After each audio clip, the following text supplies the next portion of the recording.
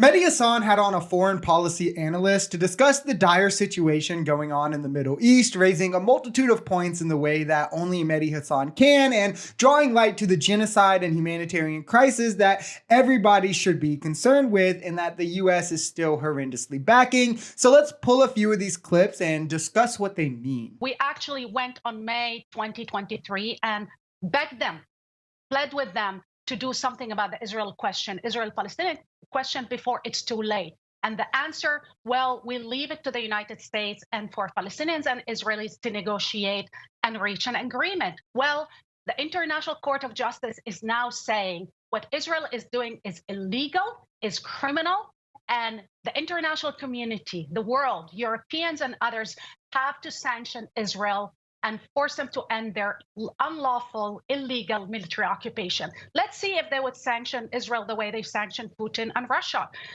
Yes.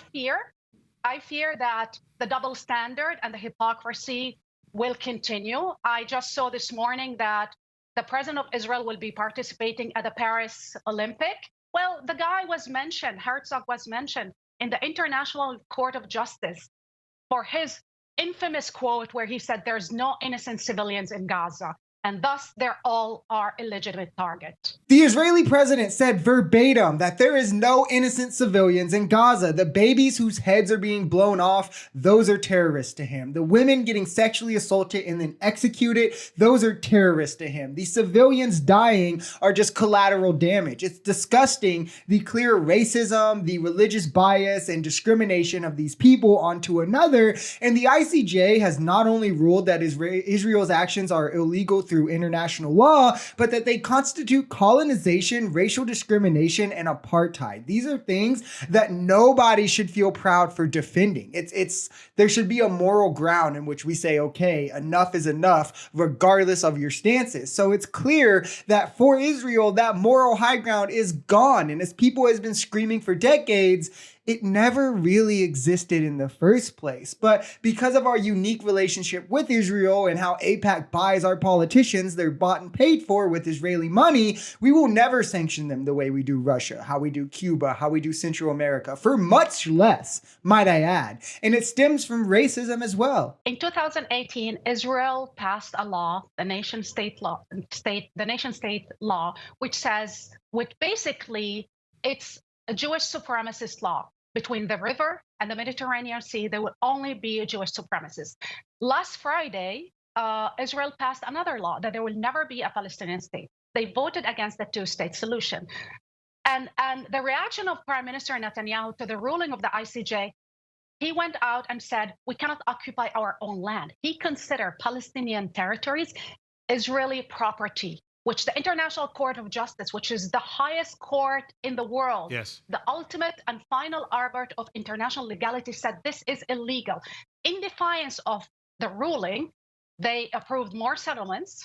They are consolidating the occupation. They're carrying ethnic cleansing in Gaza and East Jerusalem and the West Bank, telling the world that they will continue. It will be apartheid today, tomorrow, and forever. From the river to the sea has been in the Israeli platform since 1977, but they are now trying to use that phrase to demonize it against Palestinians, using it for liberation. They try to use every weapon in their arsenal to prevent a Palestinian state, including Netanyahu literally bolstering Hamas with funds through Qatar when they rose to power, on the specific grounds that he knew they would keep Palestine from further away from gaining statehood. Every step of Israel and that they've taken since reaching their sovereignty has been that of domination, destruction, and control, preventing Palestine from reaching the same heights that they were able to reach with US backing at all costs, all because of religious, ethnic, and racial hatred that they've shown zero willingness to move past for decades. We believe in universal values. Today we ask for the world to judge Israel, not based on what Europeans has done to the Jews during World War II. I ask to judge Israel and treat Israel for what they're doing today, their crimes against Palestinians now currently in Gaza and in the occupied territory. You tweeted something that was so important about Gershon, who was a former negotiator to the Israeli negotiator Yes. for the hostages. Gershon Baskin. He tweeted something. Gershon Baskin. And he tweeted something that is so relevant and important. Everybody needs to read. that Israel lost the war. They crossed every moral, political, and legal line. They destroyed the lives of millions of people in Gaza. Will Israel really be safe? Will anti-Semitism will be fought by killing hundreds of thousands, if not more, of Palestinians? This is a wonderful point, and it's almost weird to this point how well the victim card gets played for Israel. Of course, the Holocaust was disgusting. Of course, it should be condemned. Of course, it was a tragedy, something that we have to be sure doesn't happen again. But one genocide doesn't justify another. It just doesn't, and it never will. And it wouldn't stand for any other group of people. If a black person murdered someone and said, I did it because of slavery all those years ago, that clearly wouldn't fly. But for Israel, they can always just point back to that, and it justifies them killing tens of thousands of civilians at no cost.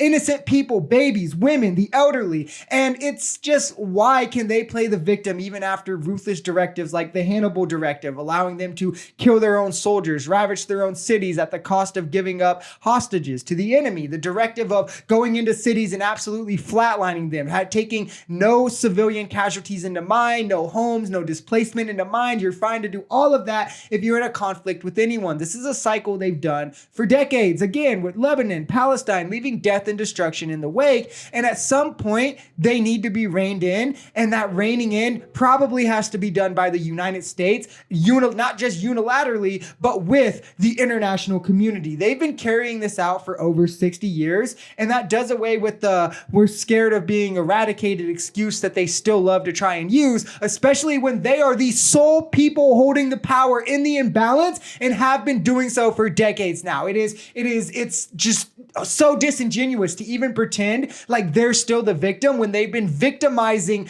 everyone around them since 1967.